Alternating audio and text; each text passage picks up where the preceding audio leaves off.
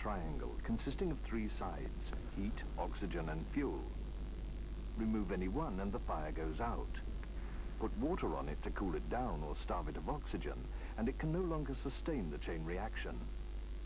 It sounds simple, but even now we don't fully understand everything that goes on inside a fire, and that's a problem. I think there is a danger that unless A flashover.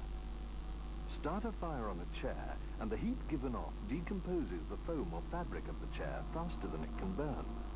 The smoke full of fuel rises to the ceiling.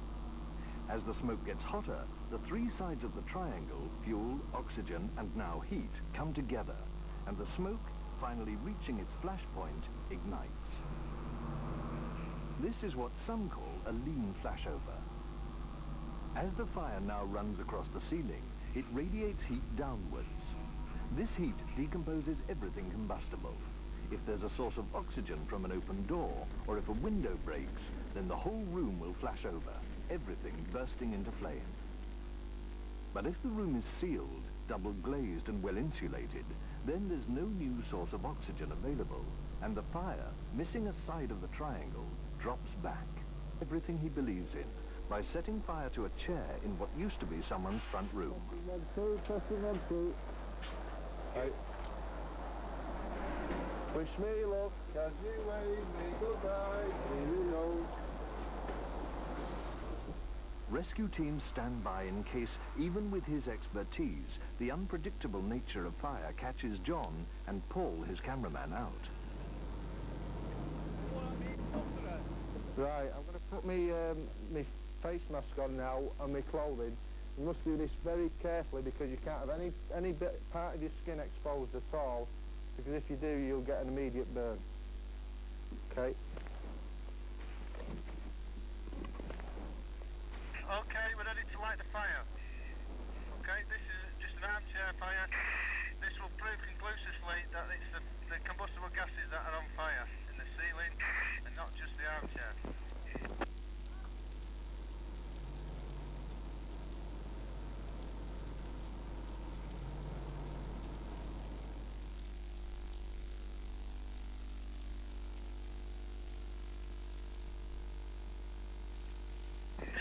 What we'll see is the fire develop in the armchair as it decomposes.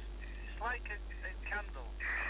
When you have a candle on fire, what is actually on fire? It's not the actual candle, it's the flammable vapours from the actual heat that's decomposing it. You see, they're beginning to slowly collect in the ceiling, and they're getting darker and darker. The other thing is to dispel any theories of it's the chipboard lining. As you can see, the armchair is well away from any linings whatsoever. Again, you can see more and more combustible gases being given off now, and the speed of the fire will begin to develop and get rapider, or even faster. Okay? We've got the lean flashover in the ceiling. What I'm going to do is go down and pick up a thermometer, a thermocouple reading that we've got wired up to 2 thermocouples, one in the ceiling and one at the floor level, and give you a comparison of the temperatures we're actually talking about. The reason we can sustain these temperatures is because of the protective clothing we've got on and the firefighting branches and knowledge we've attained. Now you can see the smoke getting a bit darker and a bit more of it because of a wider base. Also it's dropped to the floor and that's beginning to just smoulder away and melt the floorboard covering. Now it's getting darker in the ceiling, it's spreading across. You'll soon get the lean flashover. See how the flames are actually getting higher because they're burning through the smoke because now they are actually flammable with combustible gases. This is definitely the smoke that's on fire. It's well away from the armchair, those flames, it's nothing to do with it. And when the flames are in the ceiling, how can that possibly be the armchair on fire? Now the back of the armchair is decomposing, we're getting a darker smoke layer in the ceiling, it's beginning to roll, and you'll see the flames get higher and higher, and the temperature will increase tremendously. We still haven't reached lean flashover yet, we're beginning to get the flames higher and higher, and the smoke layer is banking down. There's a lot of energy here, and it's getting quite warm. Okay?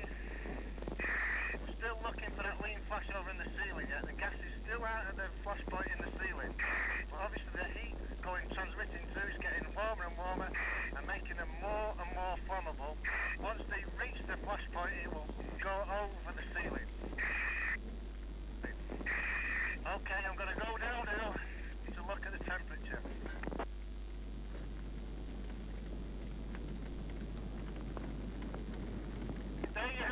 flashover in the ceiling, and what you've got is 1,000 degrees C in the ceiling and about 300 degrees C at floor tight. Now we'll have to go out, Paul. Above John's head, the gases had reached the flash point and ignited. As John and Paul crawled on their bellies out into the corridor, the sudden rise in heat and pressure caused the windows to shatter. Paul, you okay? Did you see how quickly those flames came down then? Yeah, we were actually in the fire. The fire's in the ceiling and it's coming out the doorway now.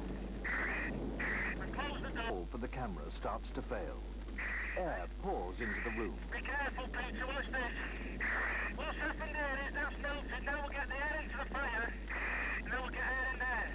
Peter, do you want to open that and take it? Okay? Can you take it? You turn that one. Peter? Take the room, guys!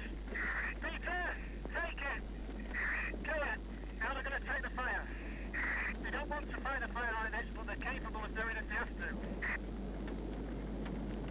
Now Peter will go in, he's got the security gun behind him, and within a very short space of time, they'll actually put out the gases in the ceiling, and then cool the actual original heat source, which is the armchair. But it's got to be well-trained, practiced and coordinated. It's got to be instinctive. You can't have any time to think about this. You must do it instinctively and know exactly what's going on in the room, so you must know the theory implicitly. I'm going to take a break now. From the time John lit the fire, it took just over 5 minutes to destroy the room. Without survival equipment, he'd have probably died in 3. But by attacking the gases and not the seat of the fire, the Swedish fire brigade put it out in seconds. Hey, what the firefighters are going to do now is they're going to evacuate the gases in the room, ventilate, by using the Venturi principle, by using the fog fighter inside the room and putting it outside, and then training all the smoke and air out of the room. A high-pressure spray of water creates an area of low pressure behind it, like a tube train leaving a station. Air rushes in to equalize the difference. Point the spray out of the window and the smoke follows. Feel the smoke in the ceiling going out, yeah? Going all the way out. That's what we're using, the Venturi principle. Take all the smoke out of the room. This has been a severe fire, and it's all been dealt with in a matter of minutes. Look at the armchair. The armchair there. That has not decomposed or actually burnt, yet we've had a severe fire in the ceiling.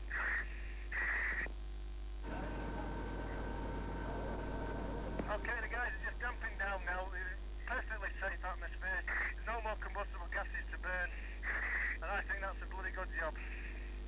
Well done.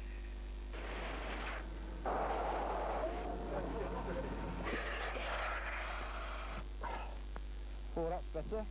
As you can see, we've had a definite lean flashover in the ceiling, and in this instance it's burnt down to halfway in the door. Now this isn't normal. Normally it would only be to the top part of the door.